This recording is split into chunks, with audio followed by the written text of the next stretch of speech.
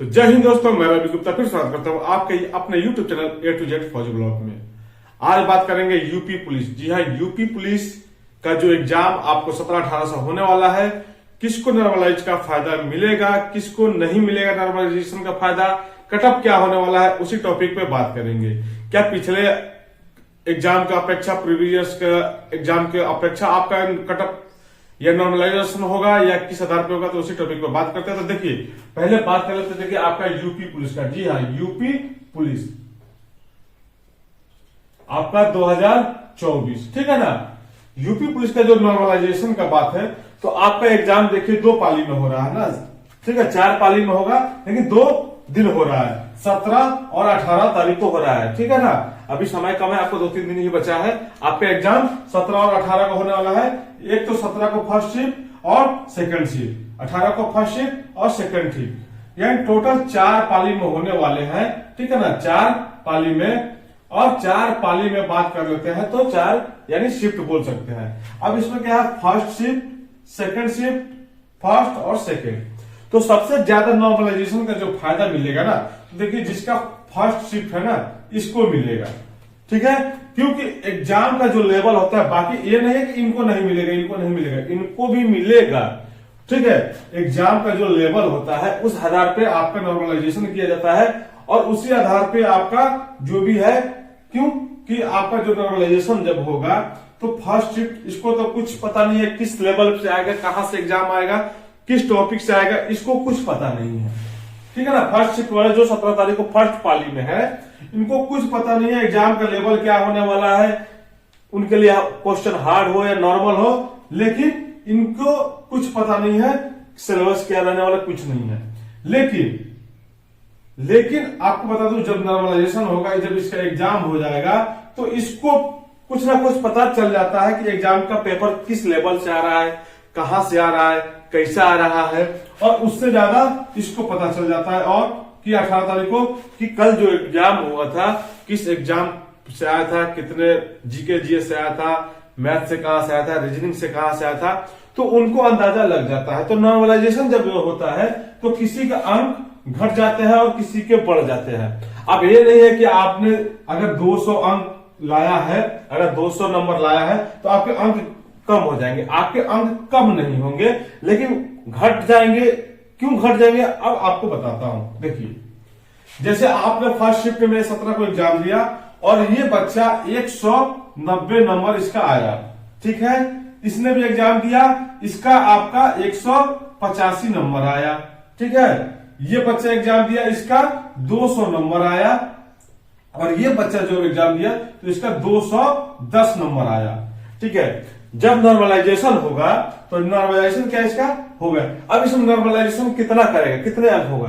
तो देखिए, जब 17-18 का जब एग्जाम हुआ था ना, 17-18 का जब एग्जाम हुआ था 2018 में, ठीक है, तो उस समय क्या हुआ था कि एक तो 18 तारीख को एग्जाम था, एक 19 को था। 18 वाला कैंसिल हो गया था, जो कि जून में चला गया था, ठीक है ना, जून में, ठीक है, जून में चला गया, यानी 3-4 महीने का समय मिल गया था, ठीक है। अब 3 महीने बाद जिसका एग्जाम होगा, वो तो पूरा रिवीजन कर लिया, और तो उसमें क्या हुआ, जो 19 तारीख वाला था ना, जो 19 तारीख, इसको नॉर्मलाइजेशन में सिर्फ 5 नंबर 6 अंक ऐसे मिले हुए थे। लेकिन जो 19 में, जो 19 तारीख को जो इसने एग्जाम दे दिया, इसका कैंसिल नहीं हुआ, तो इसको किसी को 40, किसी को 50, किसी को 55, किसी को 35, इस प्रकार से नॉर्मलाइजेशन में नंबर मिले थे और बढ़े हुए थे। तो इस बार क्या इतना बढ़ेगा, तो इस बार इतना नहीं बढ़ेगा। फिर भी आपका जब नॉर्मलाइजेशन होगा तो कम से कम 20 से 22-25 नंबर आपका नॉर्मलाइजेशन होगा। अब जिस एग्जाम्पल में आपने बात किया था ना, जिनका कर्ज से घटेगा अब बढ़ेगा।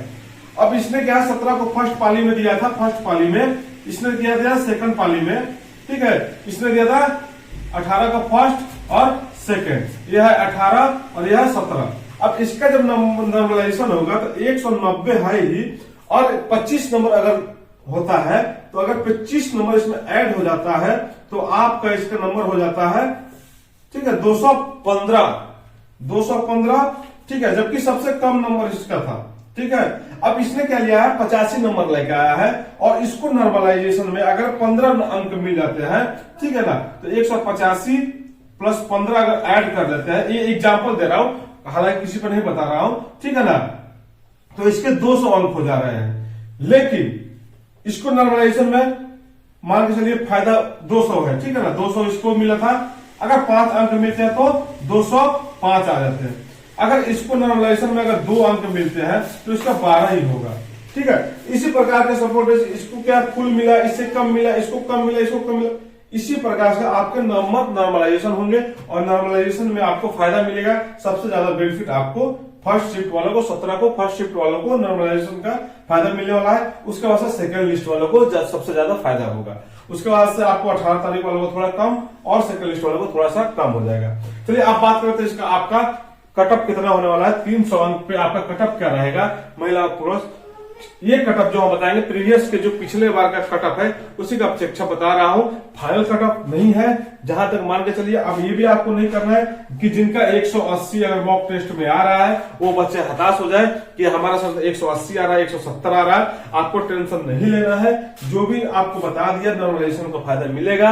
और क्योंकि जो बच्चे बता रहे थे ना मेरा 250 300 आ रहा है, तो वो बच्चे ऐसे ही हवा में रहेंगे, वो फेक अपने आप को शो करने के लिए बता रहे हैं। जो मॉक टेस्ट सही में लगा रहे हैं, जो रियल में लगा रहे हैं, 170 लेकर आ रहे हैं, 180 लेकर आ रहे हैं, उनका सिलेक्शन होगा, टेंशन नहीं लेना है। नॉर्मलाइजेशन के साथ उनका सिलेक्शन होगा, ठीक है। अब देखिए जर्नल का अगर आप है तो अगर आपका 200, ठीक है ना, 10 से 220, ठीक है।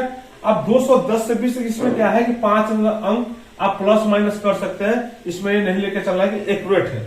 अब 210 से 220 जिसका आ रहा है, अब आपको पहले ही क्या बताया था, अगर 190 आ रहा है तो अगर 20 अंक आपको नॉर्मलाइजेशन को मिलता है तो 110 हो ही गया, 210 हो गया। तो इस प्रकार से बता रहा हूं, 210 से 220 जर्नल वाले का। ओबीसी का बात कर लेता हूं तो 200 से 210 तक आपका ओबीसी का जाएगा, ठीक है। अब बात करें ईडब्ल्यूएस का, तो सेम जाता है ईडब्ल्यूएस का। ओबीसी और ईडब्ल्यूएस सेम ही है, 1-2 नंबर आगे पीछे होता है। तो चलिए इसका 1-2 नंबर आगे पीछे, तो यही 100, ठीक है, 98 से आपका, ठीक है, 198 से 208 तक मान लेते हैं, 200 चलिए 5 ही मान के चलते हैं। इस प्रकार से आपका आएगा। ऐसे एसटी का होगा तो 185 से 190, और इनका 180 प्लस एसटी का मान के चलिए। वही फीमेल का बात करता हूं तो इसमें से सब में से 10-10 नंबर अंक कम कर दीजिए, यानी मिनिमम 185 प्लस फीमेल का अगर आता है, ठीक है, तो वो अपना सिलेक्शन ले सकती है। तो बस एक यही छोटी सी इंफॉर्मेशन देना था नॉर्मलाइजेशन का। जो भी डाउट था आपका कि किसको फायदा मिलेगा किसको नहीं मिलेगा, तो ये इस पे हमने बता दिया है। और जो भी अपडेट आप क्या निकल के आएगी, आपका अब एग्जाम है, अब ज्यादा वीडियो देखने के चक्कर में नहीं पड़ना है। अब जो भी आपके पास 2-3 दिन का समय है, आप बढ़िया से एग्जाम दीजिए, बढ़िया से अपना तैयारी कर लीजिए, और खुली माइंड के हिसाब से आप लोग एग्जाम देना है। एग्जाम कैसे देना है, किस प्रकार से देना है, टाइम बचत आपको करना है। तो जब से पहले आपको क्या करें, जीके जीएस वगैरह बना लेना है, क्योंकि उसमें कम लगता है समय। अगर आप एक बार पढ़ लेंगे तो ऑप्शन दिया रहता है, तो ऑटोमेटिक आपने पढ़ा होगा तो ऑटोमेटिक पता चल जाता है कि कौन सा इसका आंसर होगा। हालांकि जहां अगर फंसता है, हालांकि OMR शीट पे है तो इसमें टेंशन लेने की जरूरत नहीं, कॉम्पिटिशन है कि भागते रहेगा, आप पेपर पलट के अपना एग्जाम दे सकते हैं। लेकिन जब मैथ या रीजनिंग वगैरह का है तो उसमें अपने दिमाग को केंद्रित रखना है, अच्छा खासा वो समय लेते हैं, तो कम से कम समय में जीके जीएस को बना लेना है, हिंदी को बना लेना है, और जो कि आपका मैथ और रीजनिंग है उसमें थोड़ा समय देके बढ़िया से बनाना है। नेगेटिव मार्किंग का बात है तो नेगेटिव मार्किंग आपका 0.5 होने वाला है, तो इस हिसाब से आप अपना सोच समझ के जवाब दीजिएगा।